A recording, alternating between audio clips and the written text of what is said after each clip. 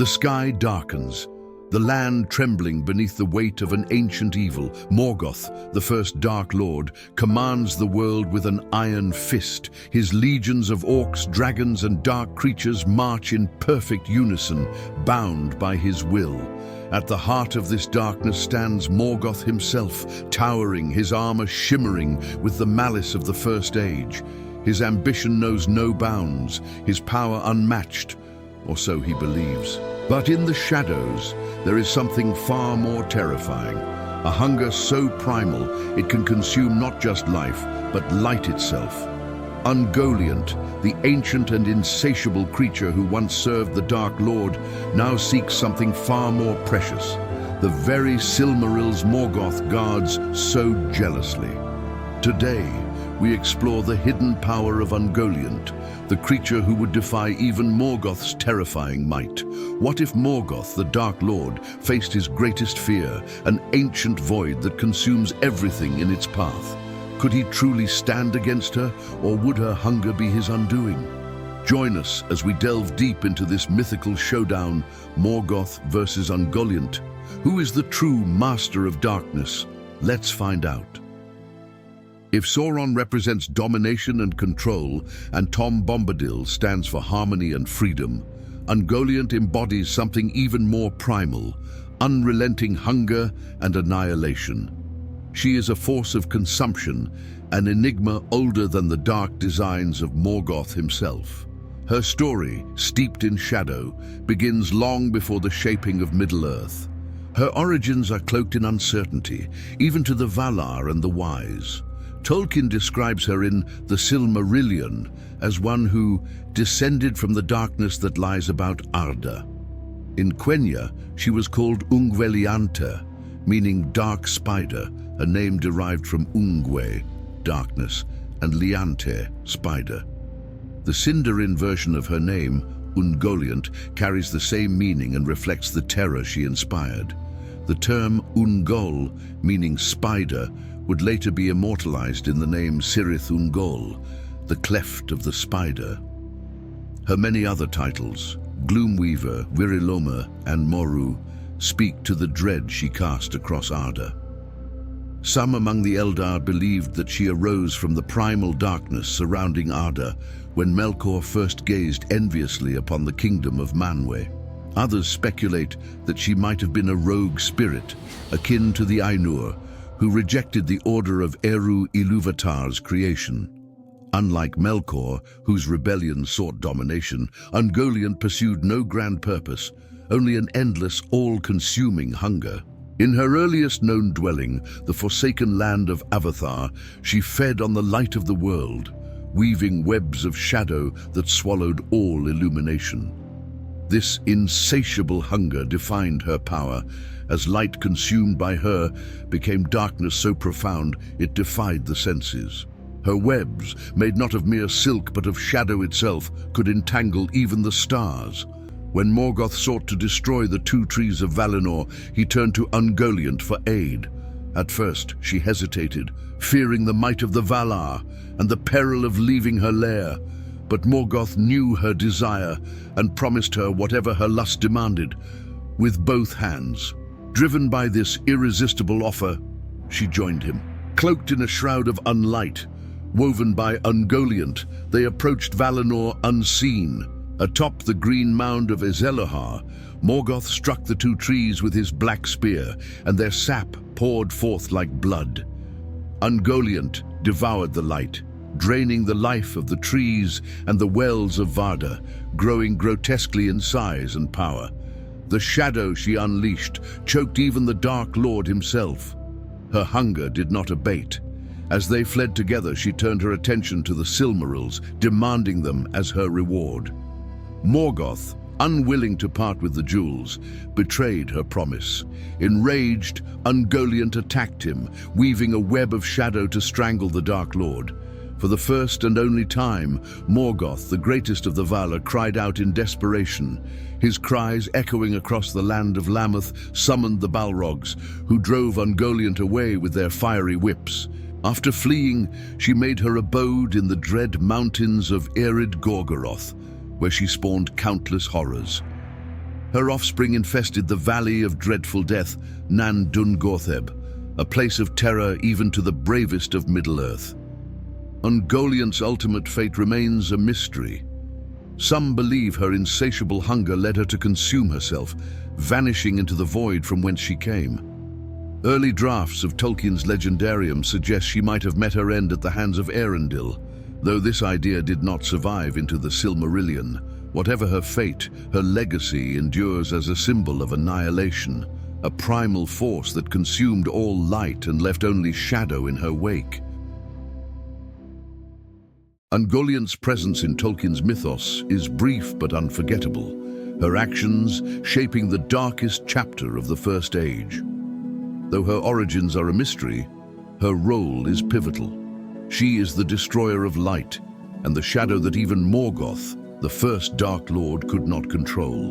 In the aftermath of his defeat in the First War of the Valar, Morgoth retreated into darkness, biding his time until an opportunity to strike again. That opportunity came when he sought the aid of Ungoliant, the Devourer of Light, to enact his vengeance upon Valinor. The pact was one born of necessity rather than trust. Morgoth promised her a feast unlike any she had ever known if she would assist him in his dark designs. Together, they journeyed to the sacred land of the Valar, where Ungoliant's unlight cloaked them from the sight of the Blessed Realm. The great dark came beneath her webs, a darkness that could not be pierced by any sight, and Morgoth brought her to the very gates of Valinor. It was Ungoliant's shrouding shadow that allowed Morgoth to breach the defenses of Valinor undetected, leading to one of the most devastating acts in the history of Arda. In the heart of Valinor stood the two trees, Laurelin and Telperion, whose light illuminated the Blessed Realm and gave life to the world. Morgoth struck the first blow, wounding the trees with his black spear, but it was Ungoliant who delivered the final act of desecration. She sucked up all light that was left, and her evil vapors poisoned the trees. The saplings withered, and the world was plunged into shadow. As she consumed the light of the trees, Ungoliant wove her unlight, a darkness so profound that it extinguished all illumination, physical and spiritual. The Blessed Realm was left in utter night, its people horrified and helpless against the void. Ungoliant did not stop at the trees. She drank dry the wells of Vada, consuming every drop of their radiant water, and devoured the very stars in the sky as her hunger grew. Her unlight became an impenetrable barrier, and for a moment, even the Valar were powerless against her. Though Morgoth had promised her a feast, even he underestimated the depth of her hunger, for Ungoliant's appetite was insatiable, her desire for consumption limitless. When Morgoth offered her the jewels stolen from the vaults of Valinor, she devoured them greedily, but it was not enough. Finally, Ungoliant demanded the Silmarils, the three greatest creations of Fëanor, filled with the light of the two trees. But Morgoth, consumed by his own greed and pride, refused. Then her lust and her hunger grew beyond restraint, and she rose against him, her shadow vast and her webs choking the air. Morgoth, for the first time, knew fear. In his moment of desperation, Morgoth called upon his Balrogs, the fiery demons loyal to him, who arrived wielding their whips of flame. Together they drove her back, but not without cost. Morgoth's armor was cracked, his pride was wounded, and the shadow of Ungoliant left a scar upon him that would never fade. This ancient shadow wielded immense and horrifying power, defying comprehension and redefining destruction itself. Her most fearsome ability was the capacity to consume light, devouring the radiance of the two trees of Valinor, the very source of all light and life, leaving them as lifeless husks. As the Silmarillion describes, she sucked up all light that was left, and she belched forth black vapors as she drank, and swelled to a shape so vast and hideous that Morgoth was afraid. Every beam of light that fell into her maw was twisted into darkness, feeding her insatiable hunger and amplifying her terrifying strength. The light she consumed was not lost, but transformed into a dreadful weapon of her own making, the Unlight. Unlike natural shadow, the Unlight was a physical, tangible force, a void so complete that it extinguished all hope, all clarity, and all illumination. The Silmarillion vividly portrays the despair it wrought. A darkness that was more than darkness, for it seemed not lack, but a thing with being of its own. There, beneath the webs of Ungoliant, light was swallowed up, and only a void remained. This was no ordinary shadow, but a smothering darkness, pressing down upon those caught within it, leaving them disoriented, despairing, and utterly vulnerable. No star could pierce it, no fire could burn within it, and no living thing could find solace beneath its shroud. But Ungoliant's power was more than just her control over light and shadow. She embodied an all-consuming hunger, a primal force of terror that transcended physical destruction. Her presence was a manifestation of void and nihilism, a being whose very essence was defined by her insatiable desire to devour. As Tolkien wrote of her, the lust and hunger that were in her were grown too great to be restrained, and she arose against him, and her cloud closed about him, and she enmeshed him in a web of clinging thongs to strangle him. Ungoliant's presence disrupted Morgoth's carefully constructed aura of invincibility. Her defiance revealed a crack in his armor, not a physical one, but a symbolic fracture in his ability to command absolute control. When she turned on him, driven by her unrelenting hunger, Morgoth himself was forced to call upon his most fearsome servants, the Balrogs, to save him. The very fact that he needed aid speaks volumes about the scale of her might. Ungoliant's powers made her a unique and terrifying force in Tolkien's Legendarium, a being whose essence rejected creation, harmony, and light itself. To face her was to confront a darkness that consumed not only the body, but the spirit, leaving nothing but void in its wake. As Tolkien reflected in the Silmarillion, even Morgoth quailed before her, and she enmeshed him in her nets, and her poison began to work upon him. In Ungoliant, we see a force that transcends mere evil, embodying the terrifying possibility of total annihilation, a hunger that even the greatest darkness feared to provoke. Morgoth and Ungoliant are two of the most terrifying forces in Tolkien's Legendarium, yet their terror manifests in vastly different ways. To compare them is to explore the very nature of power, destruction, and fear. Morgoth, once known as Melkor, was the mightiest of the Ainur, second only to Eru Ilúvatar in power. Before his fall, his voice shaped the music of the Ainur, but his rebellion against Eru and his obsession with dominion twisted his greatness into a weapon of corruption. As the Silmarillion recounts, Melkor was the mightiest of the Ainur. He had gone often alone into the void places seeking the imperishable flame, for desire grew hot within him to bring into being things of his own. Morgoth's strength lay in his vision for total domination. He did not merely seek to destroy, but to subjugate and remake the world in his own image. His armies of orcs, balrogs, and corrupted creatures marched at his command, and his will bent even the most noble to his purpose. This dominion extended beyond the physical. He sought to corrupt the very hearts and minds of men and elves, turning their free will into instruments of his design. In his prime, Morgoth's power was unmatched. His mere presence was a weapon, and his stronghold of Angband became a symbol of unassailable dread. As Tolkien wrote, "Upon that fortress of Morgoth's there lay a dark cloud, and through it to the loftiest towers there came ever and anon a red light, and the tops of the towers glowed like torches in the black smoke." But Morgoth's power was not absolute. It relied on his ability to dominate others, and it was tethered to his vision of control over Middle-earth. The air is thick with tension as the shadow of Morgoth looms over the desolate wilderness. His massive frame is cloaked in darkness, the Silmarils glinting defiantly in his iron-clad hand. Behind him, Ungoliant lingers, a vast, shapeless void of black, her many legs trailing streams of unlight. The Dark Lord speaks, his voice like grinding stone. "You have fed well, Ungoliant. Be content, the Silmarils are mine, but the void hungers." From the abyss a voice answers, soft yet seething. "I am not sated, Dark One. I hunger still for the light you clutch so dearly." Morgoth's fiery eyes narrow. He steps back, his armor groaning as though the earth itself recoils. The confrontation begins. She surges forward, her many legs creating fissures in the ground. Her unlight spills across the land, blotting out stars and swallowing sound. Morgoth raises his iron-shod mace, its weight alone enough to crush mountains.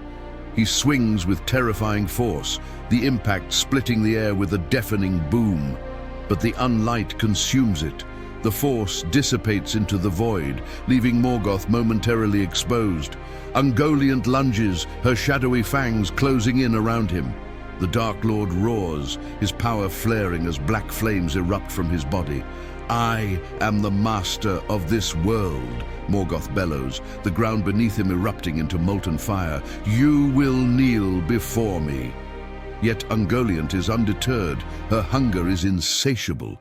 She devours the flames, her shadow growing darker, more oppressive. Morgoth staggers, his pride tested by a force beyond even his comprehension. Realizing brute strength is not enough, Morgoth calls upon his dark sorcery. He conjures a storm of shadow and fire, its winds tearing through the battlefield. Lightning crackles, striking Ungoliant's form, but she merely absorbs the energy, growing ever larger. "Your light will be mine, Morgoth," she hisses, her voice an echo of despair. In desperation, Morgoth raises the Silmarils high, their brilliant light cutting through the darkness like the first dawn. Ungoliant screeches, momentarily recoiling. The glow burns through her unlight, forcing her back, but her hunger cannot be denied. She surges again, the void around her expanding, swallowing the light of the Silmarils. Morgoth, mighty though he is, begins to falter. The void closes in, and for the first time, the Dark Lord knows fear. As her fangs close around Morgoth, a deep, resonant drumbeat echoes across the land. From the shadows, flaming shapes emerge. Balrogs, the fiery servants of Morgoth. Their whips of flame lash out, striking at Ungoliant's form, forcing her to release her grip. The battle becomes a cacophony of fire and shadow, the earth trembling beneath their clash. Ungoliant screeches, her unlight struggling against the combined fury of the Balrogs. "Morgoth!" she cries, her voice filled with both rage and anguish. "You will pay for this treachery!" The combined assault of the Balrogs and Morgoth proves too much, even for Ungoliant. With a final ear-piercing scream, she retreats, her vast shadow dissipating into the mountains. Morgoth watches as her form fades, his grip tightening on the Silmarils. "She will not return," he growls, though his voice betrays the unease still lingering in his heart. The battlefield falls silent, save for the crackling of the Balrog's flames. Morgoth stands victorious, though his pride is bruised, his invincibility questioned. He knows that Ungoliant may not be truly defeated, her hunger is eternal, and her shadow may one day return. In the distance, the mountains whisper her name, a reminder of the void that even Morgoth could not fully conquer. The tale of this mythical showdown speaks to the nature of fear and power. Morgoth, the Dark Lord, commands legions and wields dominion over the physical world. But Ungoliant represents something more primal, an insatiable void, a hunger that defies control. Who truly won this battle? Perhaps neither, for even Morgoth, with all his might, could not silence the shadow of the void. Thanks for watching. If you enjoyed this type of content, don't forget to like and share your thoughts in the comments. See you in the next one.